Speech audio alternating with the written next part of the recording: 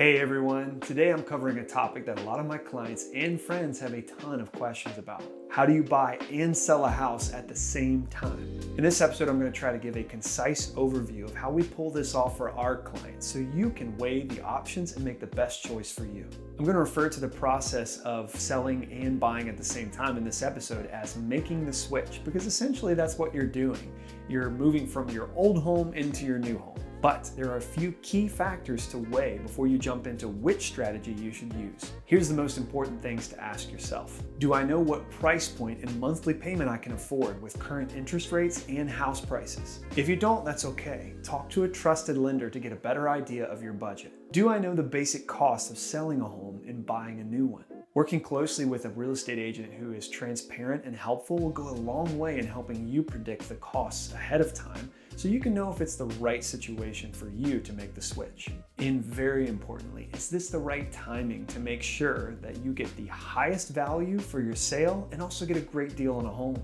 Now that last one is going to be hard to line up on both sides. I tend to advise my clients that there is no have your cake and eat it too scenario when it comes to real estate transactions. If interest rates are low, then house prices soar and the competition goes off the charts. So it's easy to sell, but not so easy to buy. If interest rates go up, then competition is lacking, making it harder to sell your home. But then you can land an amazing deal on your purchase. There are different positives and negatives to each market situation. Understanding the timing of your current market will help you plan well and ultimately make the right decision in the strategy you should use for the switch. Now that you're more prepared, let's talk about some of the most common strategies we use to both buy and sell at the same time. Number one, list first, then shop. We get your old home on the market first, then we start the shopping process. This works better in a slower market as it gives you time to get a buyer and then complete your sale prior to closing on your new home. It's also one of the safest options you can do when making the switch because there's lower risk when you know your home will sell and then you'll have access to that equity when you close on your home. This option gives the seller of the home you're purchasing more confidence as well, because they know you can complete the purchase. The downside with this strategy is it's the least flexible with timing. If you get your home under contract, the new buyer doesn't want to wait until you find a new home in order to move into your old house. So we always recommend you have a backup option of a rental or staying with family temporarily. We can also try to negotiate a rent back on your old home, allowing you to stay in the home for a little while after closing.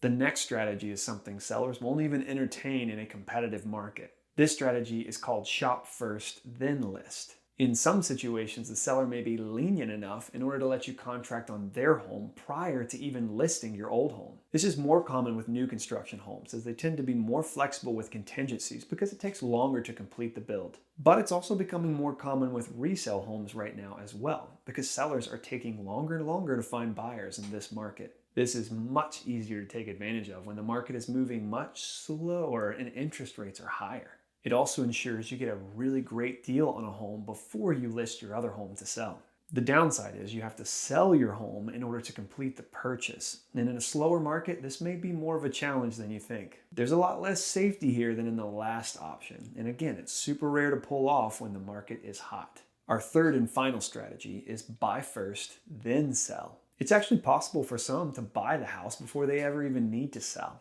You probably don't want to carry both mortgages simultaneously, so the idea is still that you want to list your house as soon as possible. But presenting a non-contingent offer, meaning you don't need to sell your home first, is a big plus to the seller of your new home. Typically, the way that this works is you have to qualify for 2 mortgages simultaneously. You can even use a part of your equity on your old home in order to foot the bill for the down payment of the new home. Lenders do this through a HELOC or a home equity line of credit. The cool part is if you sell your home shortly after closing on the new one, you may never have to make a payment on that HELOC at all. You just pay it off with the proceeds from your sale. Most lenders will allow you to recast your loan as well. This means you can add the equity from your sale to your down payment, giving you a new loan-to-value ratio. And this can get rid of PMI or just give you a better monthly payment. If it isn't possible for you to qualify for both mortgages simultaneously, there are some companies out there that specialize in this type of situation. For a fee, they purchase the new home on behalf of you, and then allow you to sell your old home on your own time.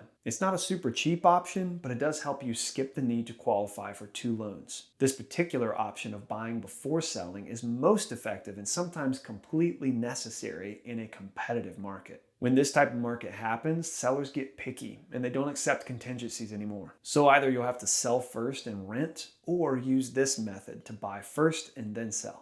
I've had several folks utilize this strategy, and there's still the chance that you may be able to complete your sale of your old home before closing on your new home. The real hurdle is, can you qualify for both loans simultaneously, or can you pay to utilize one of these companies that allow you to buy prior to selling? So to recap, these are the main methods to buy and sell at the same time. Number 1, list first, then shop. Number 2, shop first, then list. Number 3, buy first, then sell. Understanding what you can afford in a monthly payment, knowing the cost it takes to both buy and sell, and investigating the timing of the market will inform you as to which of these 3 strategies are best for you. The short of it is, it's totally possible to buy and sell at the same time. But make sure you get your ducks in a row before trying to pull this off, and that you have the right professionals alongside you to help you accomplish the goals you have in the right timeline. Thanks for watching today, friends. If this video was helpful to you, I would be honored if you would like, subscribe to my channel, and share it. And please check out all the other great educational content I've got in my channel. Have a great day, friends.